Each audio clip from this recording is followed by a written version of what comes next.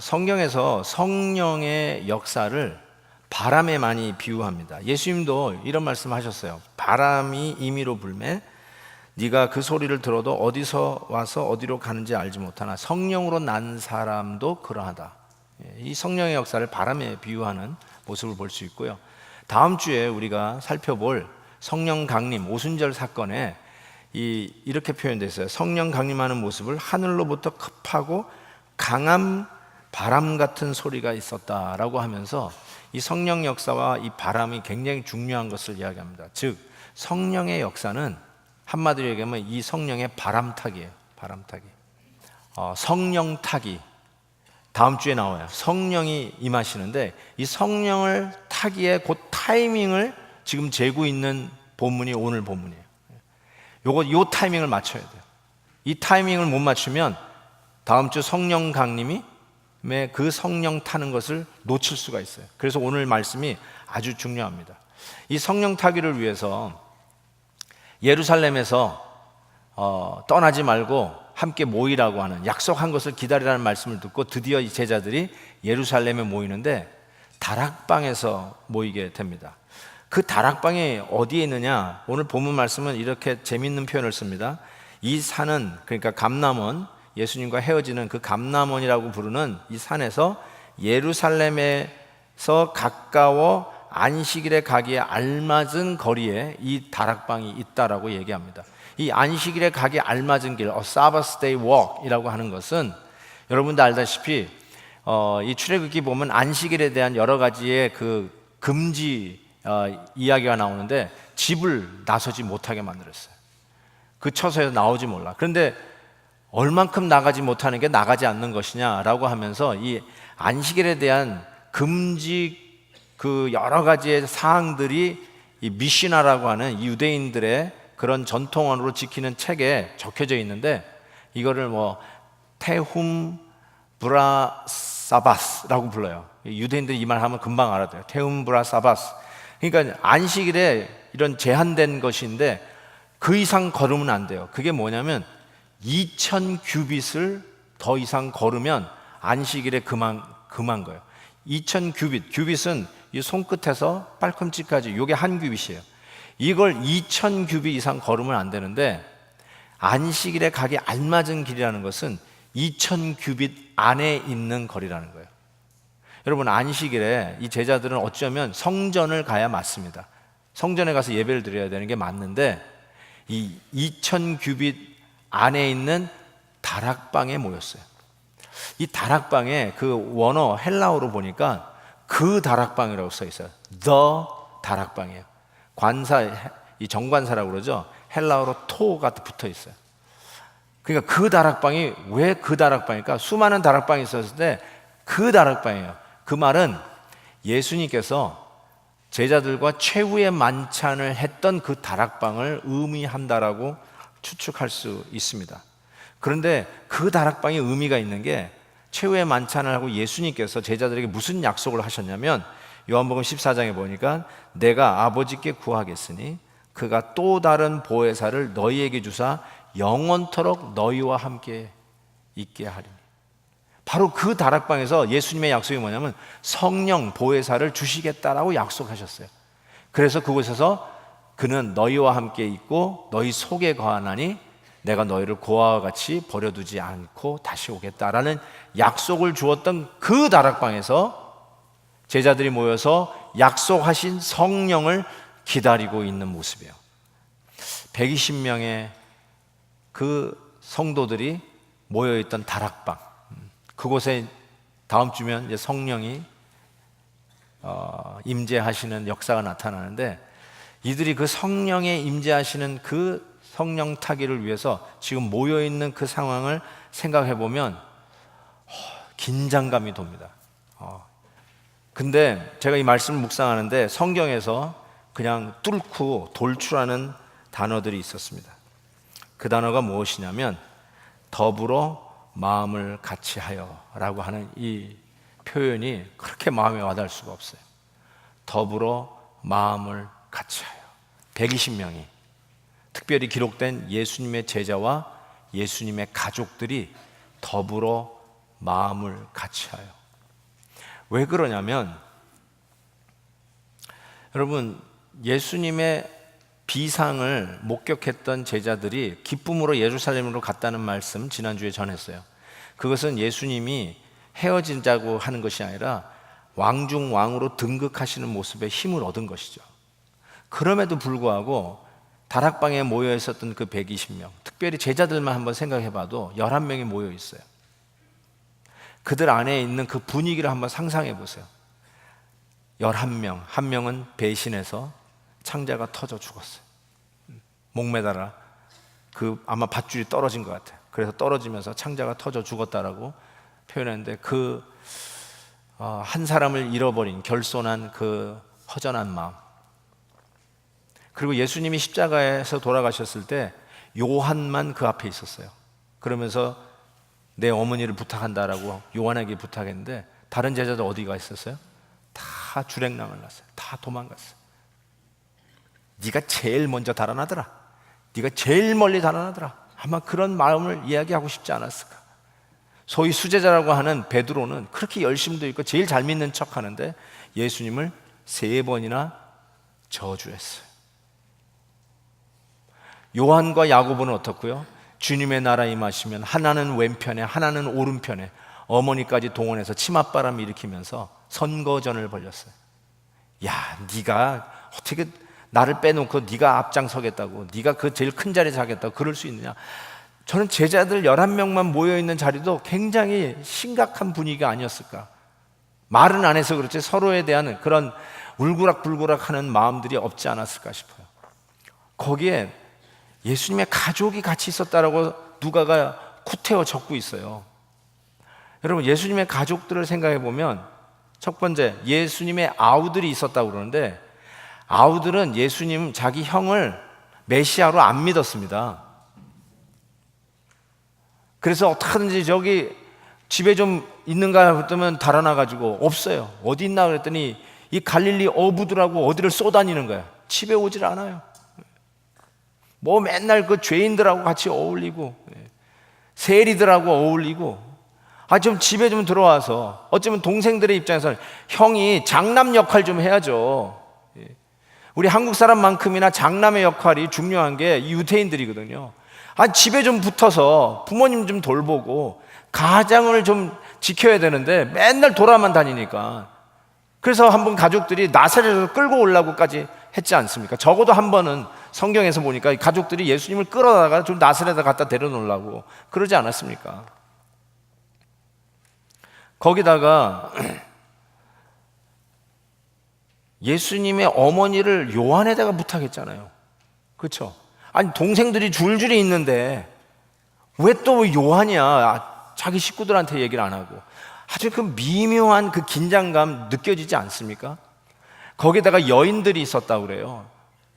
당시에 숫자에도 속하지도 않았던 여인들이 당시에 있었던 바리새인 출신 니고데모 같은 사람들이 거기에 있었다고 생각해 보세요. 이게 섞이기나 하겠어요? 니고데모는 공회원이었어요. 예수님이 재판받을 때 얼마든지 영향력을 발휘할 수 있었던 산헤드린 공회원 중에 한 사람이었어요. 그 사람은 뭐 했냐는 거죠. 얼마든지 그러한 손가락질 내지는 섭섭함이 그 안에 있었을 거라고 저는 생각해요. 어울릴 수 없는 사람들 120명. 그런데 이렇게 적고 있어요. 더불어 마음을 같이하여. 저는 이게 왜 이렇게 와닿는지 모르겠어요. 이게 이렇게 중요한 거구나. 이 성령이 오시면 성령을 타야 돼요. 파도가 올 때 파도를 타야 하듯이, 바람이 불 때 돛을 올려야 하듯이 지금 바람 타기 이 파도 타기 성령 타기를 해야 되는데 어떻게 그 타이밍이 뭐냐? 그때 더불어 마음을 같이하여. 이게 성령 타기에 너무너무나 중요한 타이밍이에요. 이거 안 하면 아무리 큰 파도가 wal려도 그 파도 탈 수가 없어요. 아무리 바람이 잘 불어줘도 돛을 올리고 항해를 할 수가 없어요. 성령을 타려면 더불어 마음을 같이 해요. 이게 너무너무 중요해요. 여러분의 가정에 성령 타기를 원하십니까? 여러분이 섬기는 셀 모임에 성령의 바람이 불어와 성령 타기를 원하십니까? 더불어 마음을 같이하여, 이 타이밍을 놓치지 말아야 돼요. 저는 이렇게 권면하고 싶어요. 더불어 마음을 같이 하는 일에 무슨 일을 하든지 간에 최선을 다하십시오. 뭔 일을 하든지 간에 마음을 같이 하기 위해서 최선을 다하십시오.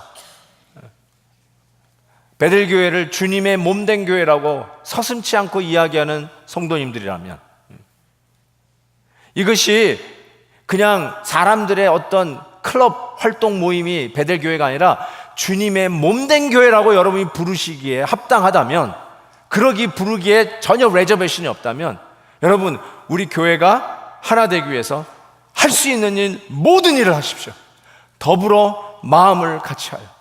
아니면 성령의 바람 불어와 성령 타기를 하며 비상해야 할 베델교회는 베델 행전, 성령이 이끄시는 베델 행전 쓸 수가 없습니다. 더불어 마음을 같이 하기 위해서 할 수 있는 일 다 하십시오. 머리를 쥐어짜서라도 다 하십시오. 내가 입을 다물어야 되면 입을 다무십시오. 내가 말을 해야 되면 말을 제대로 하십시오. 내가 참아야 되면 참으십시오. 한 걸음 물러나야 되면 물러나십시오.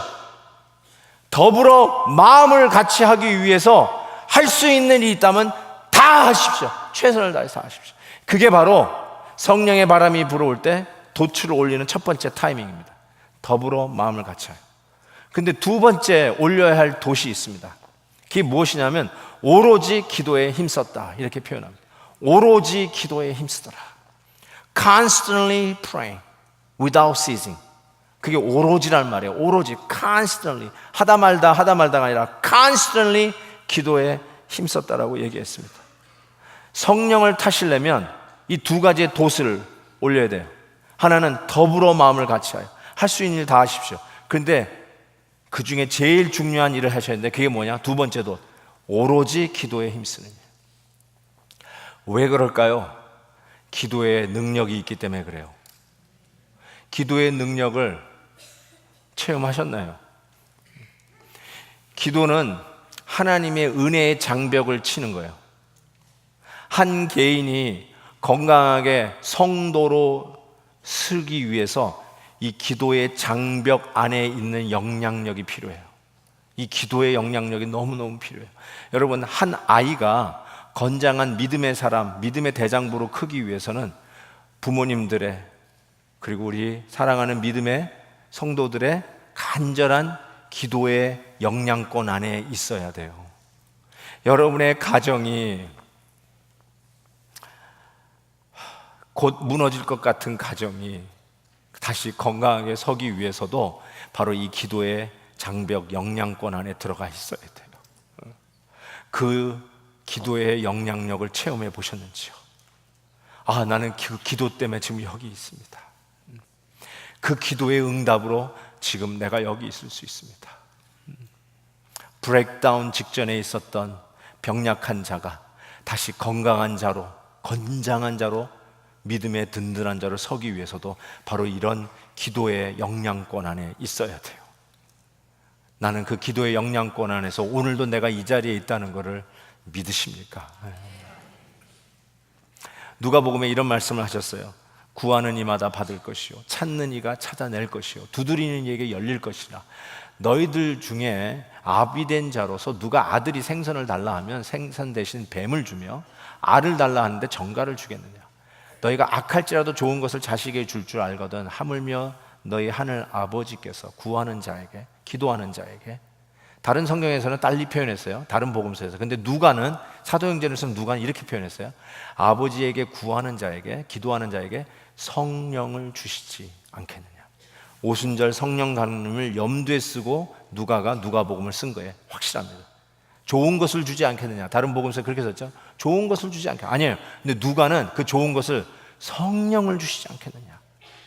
여러분, 다음 주에 우리 오순절 성령 강림 사건을 우리가 강해를 하는데, 성령을 우리에게 주실 때 언제 주시냐면 그 올려야 할 돛, 성령 타기를 올려야 되니 구하는 자, 기도하는 자에게 주신다고 약속하고 계십니다. 문제는 우리가 이런 약속이 있음에도 불구하고 성도들이 이런 풍성한 약속을 누리지 못한다는 사실입니다. 여러분, 우린 이 약속을 받은 자예요. 그래서 힘들고 어려운 상황 속에서 다른 거 하지 마세요. 오로지 기도에 힘쓰세요. 이 사람에게도 갖다 저 사람에게도 갖다 할 수 있는 일, 이 일, 저 일 막 하다가 아유 안 되네, 기도나 하자 이러지 마세요. 성령의 능력 안에서 성령을 타고 비상하기를 원하시면 무엇부터 하셔야 되냐면 기도의 돛을 올리셔야 돼요. 그래야 성령의 바람을 타고 나를 수 있어요. 오로지 기도에 힘쓰니라. 정말 이런 걸 알면서도 기도하지 않는 성도, 기도하면 분명히 하나님께서 역사하시고 그 기도의 영향권 안에서 우리를 지키시고 일으키시고 세워주시는 게 분명한 이 약속을 받았음에도 불구하고 기도하지 않는 집사, 기도하는 자에게 내가 응답하시겠다고 그렇게 약속하시고 부르짖는 자에게 내가 새 일을 보이라고 약속해 주셨음에도 불구하고 기도하지 않는 장로, 교회를 운영하는 게 프로그램으로 돌리는 거라고 생각하고 그냥 열심히만 뛰면 된다고 생각하는 기도하지 않는 목사, 부끄럽지만 기도하지 않는 이 목사 회개해야 돼요. 다 이런 약속이 있음에도 불구하고 기도의 그 영향권 안에서 주시는 이 풍성함을 기대하지 아니하고 다른 거 다 하다가 그냥 남은 시간 기도하는 거, 그러시면 안 돼요. 그래서 여러분의 정말 모임이, 여러분이 섬기는 공동체, 직장이, 그리고 여러분이 주님의 몸된 교회라고 부르고 여러분이 몸담고 있고 여러분의 자녀들이 여기서 태어나고 여러분이 여기서 6순, 7순, 8순 베델교회에서 천국 환송 예배를 드리실 것 같은 여러분들, 주의 몸된 교회라고 부르는 이 베델교회가 성령이 이끄시는 교회, 베델 행전을 계속 써가기를 원하시면 위하여 기도하셔야 돼요. 이 두 돛을 우리가 달고 성령을 타야 되는데, 한 가지 오늘 본문에 실은 더 많은 분량으로 다루어진 이야기가 가롯 유다로 말미암아 결혼된 12번째 그 제자, 13번째죠. 13번째 제자를 뽑는 일이 더 많이 할애되어 있습니다. 왜 이 소위 보궐선거라고 하죠. 이걸 어떻게, 왜 이걸 이렇게 적어놨을까? 이걸 해야만 되는가? 이런 이유를 좀 생각해 보게 되었는데, 첫 번째로 이것은 여기에만 있는 일입니다. 그 말이 무슨 말이냐면 예수님의 제자 야고보가 순교당하는 게 또 사도행전 읽다 보면 나오는데, 사도가 하나 죽었으니까 그럼 또 하나 채워야지 해가지고 선거하는 거 없습니다. 여기에서만 나와요. 그 말이 무슨 말이냐면 사도는 누가 죽거나 없어지면 또 다른 사람을 세워서 또 사도로 자리를 채우고, 또 누가 베드로가 죽으면 또 후임을 또 채우고, 요한이 죽었다? 그러면 그 다음에 후임을 채우고, 그러면서 계속해서 사도직을 세우는 게 아니에요. 잘 들으십시오. 사도는 딱 이때로 끝납니다.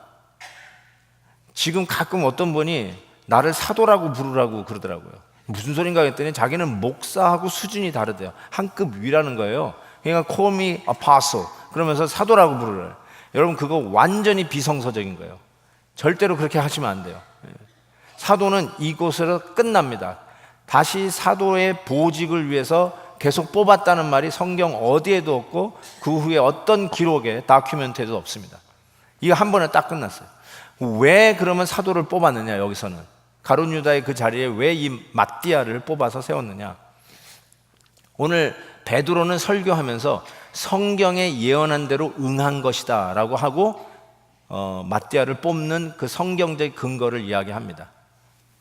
근데 한 가지 제가 더 말씀드리고 있는 건 신학적 근거가 하나 있어요. 그게 무엇이냐면 구약 성도를 얘기할 때 12지파를 얘기해요. 신약 성도를 얘기할 땐 12제자를 얘기해요. 그래서 지금 다음 주면 성령 강림이 이루어지고 탄생될 교회라고 하는 공동체, 이 교회를 출범시키기 위해서 12사도가 있는 것이 아주 중요합니다. 그래서 계시록에서 구약과 신약의 총 성도의 수를 상징적으로 14만 4천 명이라고 이야기했어요. 14만 4천 명은 12 구약 성도, 신약 12 곱하기 많은 성도 1000, 12 곱하기 12 곱하기 1000이 14만 4천 명이에요. 상징의 숫자예요. 이 10이라는 숫자가 그런 의미에서 신약의 성도들을 구성하는 상징적 넘버 12, 그런 의미에서 11명의 사도로 교회가 출범되는 게 아니라 12명의 사도로 교회가 출범됐다는 사실이에요. 근데 이 일을 위해서 제비를 뽑았는데, 이 제비 뽑기도 많은 분들이 봐라, 이 제자를 뽑을 때 제비를 뽑았으니까 우리 교회도 직분자를 뽑을 때 제비를 뽑아야 된다라고 주장하는 사람들이 혹 있습니다. 제비 뽑을 수도 있어요. 저는 오픈돼 있어요. 그렇게 할 수 있어요. 근데 여러분 본문에 보시면 제 생각에는 마띠아가 이 120명 그 다락방에 모인 사람들 중에 속해 있었다고 저는 생각해요. 어떻게 뽑았을까요? 그냥 전부 다 이렇게 자기 이름 적어가지고 바구니에 집어넣었다가 베드로가 하나를 이렇게 탁 뽑았는데 마띠아가 뽑혔다, 이렇게 보지 않습니다. 보면 마지막 후보 두 사람이 나옵니다. 바사바하고 그 다음에 마띠아 둘이 나오는데, 이 두 사람까지 가기 위해서는 저는 거기에 모인 사람들의 추천이 있었다고 생각해요. 아, 저분이면 사도 될 수 있어, 저분이면 사도 될 수 있어, 그런 추천이 있었고요. 그리고 그 안에 자격론이 있었어요. 자격이 있는 자가 있는데 그 자격을 성경에 보니까 21절 22절에 이렇게 이야기하고 있어요. 요한의 세례로부터 우리 가운데 올려져 가신 날까지 주 예수께서 우리 가운데 출입하실 때 항상 우리와 함께 하던 사람 중에 하나를 세워 우리와 더불어 예수께서 부활하심을 증언할 사람이 되게 하여야 하리라. 즉, 딱 한 가지 자격 조건을 이야기한다면 예수님의 부활을 실질적으로 목격하고 그 예수님의 부활을 증언할 자를 사도로 세워야 된다는 거예요. 누구한테 예수님이 부활했다라고 들은 얘기를 전하는 자가 아니라 직접 본 자, 이게 사도 되는 일의 자격론이에요. 나중에 사도 바울이 자기가 사도라고 하죠. 우리도 지금 사도라고 했잖아요. 사도가 저 사람은 사도가 아니야 라고 하는 공격이 많았어요. 그래서 자기의 사도됨을 증명할 때 내가 예수 그리스도를 부활하신 예수 목격했다는 것을 변증하고 있는 모습이 있어요. 그래서 다멜색 도상으로 갈 때 만난 예수님은 환상의 예수님이 아니에요. 부활하신 예수님을 만난 거예요. 그 나중에 제가 다시 본문이 나오면 다루기로 하고요. 어쨌든 두 사람까지 후보로 와서 두 사람 중에 하나님 누구입니까? 이거를 제비로 뽑아서 결정했어요. 여기서 굉장히 중요한 일이 있습니다. 여러분, 두 사람까지는 추천하는데 마지막에 제비뽑기를 통해서 우리에게 가르쳐 주시는 이 교훈, 제비뽑기의 그 스피릿은 우리가 지속해야 돼요. 그게 무엇이냐면 제비뽑기를 통해서 하나님 누구입니까? 하나님이 뽑아주세요. 제비뽑기는 하나님이 뽑았다는 뜻이에요. 이 정신은 우리가 투표를 하는 방식으로 교회 직분자를 뽑아도 꼭 명심해야 될 것은 우리가 뽑는 게 아니에요. 그냥 여러분은 저분이 되면 참 좋겠다, 저분이라면 우리 교회 장로님이 돼도 좋겠다, 그래서 투표 행사하시면 돼요.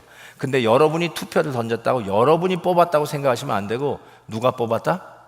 하나님이 뽑았다라고 생각하셔야 돼요.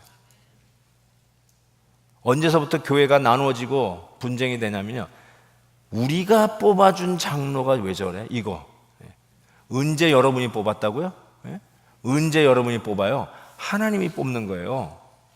그리고 직분 되신 분도, 장로님들 잘 들으세요. 어떤 분이 내 이런 말 하는 걸 직접 들었어요. 교인들이 날 뽑아줬으니까 난 교인들을 위해서 당회에 들어가서 싸우겠대. 뭘 그따고 그런 희한한 소리를 하는 거예요. 누가 뽑아요, 여러분을? 하나님이 뽑으셨으니까 하나님을 위해서 싸워야지. 무슨 성도님들이 자기를 뽑아줬으니까 성도들을 위해서 싸워준대요. 아니에요. 그거 틀린 거예요. 민심이 천심? 맞아요. 근데 not necessarily. 민심이 천심이에요? 정말 그래요? 아니에요. 민심이 천심인데 지금 남가주의 성교육이 이 모양 이 꼴로 돼갔습니까? 아니에요. 잘못된 거예요. 그래서 이것을 꼭 기억하셔야 돼요. 그래서 여러분에게 이 시간을 통해서 말씀드립니다. 저는 이 이야기를 할 수 있다고 생각해요. 왜냐하면 우리 교회는 정말 직분자 세우는 일을 경건하게 정확하게 참 하나님 앞에서 하기 때문이라고 하는데, 그러기 위해서 계속 그렇게 하기 위해서 말씀드립니다. 앞으로 우리 교회가 직분은 자를 세울 때 혹이라도 야, 이번에는 우리가 누구를 좀 뽑아주자, 그래가지고 수근수근 야, 이번에는 그 사람 몰라, 그 세계에 표를 몰아줘, 이런 얘기를 하시면 안 돼요. 절대로 그러면 안 돼요. 성가대원 중에 후보가 나왔어요. 야, 우리 삼부 성가대가 이번에 힘을 모아서 누구 몰아주자, 이런 얘기 나오면 돼요, 안 돼요? 안 돼요. 안 돼요. 네, 진짜로. 네. 제가 담임 목사로 여러분에게 이 강단에서 얘기하는데, 제가 그 얘기를 들으면, 어떤 특정 그룹에서 누구를 민다는 소리가 들으면 저는 그때 총회 안 할 겁니다. 왜냐하면 사람이 뽑는 일이 되면 그건 교회가 갈라지는 거예요. 교회가 깨지는 거예요. 아니, 오늘 말씀에 의해서 이제 성령의 바람이 불어와 성령을 타야 되는데, 그리고 비상해야 되는데, 인간들이 나누어질 얘기만 해요. 우리 지방 사람을 뽑아주자, 우리 학교 사람, 우리 학교 졸업한 사람 뽑아주자, 우리 사람들 뽑아주자. 이건 말이 안 되는 거예요. 오늘 성령 타기를 위해서 마지막으로 빈자리 사도를 뽑는, 이 마띠아를 뽑는 건 상당히 의미가 있어요. 오히려 떨어진 바사바를 이야기할 때는 유스도라고 하고도 하고 요셉이라고도 하면서 그의 이름이 3가지나 나와요. 근데 정작 사도로 뽑힌 자는 그리고 마띠아더라. 끝. 그리고 마띠아에 대한 언급은 성경 어디에도 이 이후에는 없습니다. 마띠아는 역사의 뒤안길로 빛도 이름도 없이 사라졌어요. 마띠아가 누군지 학자들이 막 찾기 시작했어요. 어디 기록에 남아있나. 외경에 마띠아 복음서, 마띠아 전승, 마띠아 트래디션이라고 한 책이 있어요. 그런데 학자들이 보니까 이 마띠아와 여기서 가룟 유다 대신에 뽑은 마띠아는 전혀 상관이 없는 사람이다. 결론. 그러니까 마띠아의 기록이 없어요. 뭘 가르쳐 주는지 아세요? 하나님의 일꾼은 하나님이 뽑아 그 일에 순종하고 쓰임받고 빛도 이름도 없이 뒤로 사라지면 되는 거예요. 그게 교회의 일꾼이요, 하나님의 일꾼이에요. 자기 이름 내려고 하니까 교회가 갈라지는 거예요. 자기가 누군지를 그렇게 밝히려고 좀 알아달라고 하니까 하나님의 교회가 성령을 타고 비상해야 되는데 파도를 지나치는 것처럼, 바람이 부는데 돛을 세우지 않고 제자리에 정체 있는 그 답답한 모습처럼 교회가 정체되어 있는 거예요. 여러분, 너무너무나 중요한 말씀인 것 같아요. 하나님의 일꾼은 하나님이 뽑아 세우시고 그 일에 순종하면 누가 안 알아줘도 it's okay. 역사책에 내 이름 석자 남기지 않아도 it's okay. 빛도 이름도 없이 섬기다가 사라져도 우리 주님 앞에서 주님이 알고 계시고 주님 앞에 설 것이니까 그것으로 족합니다. 이런 일꾼들이 있어야 정말로 우리 교회는 성령이 이끄시는 베델 행전을 계속해서 써갈 줄 믿습니다.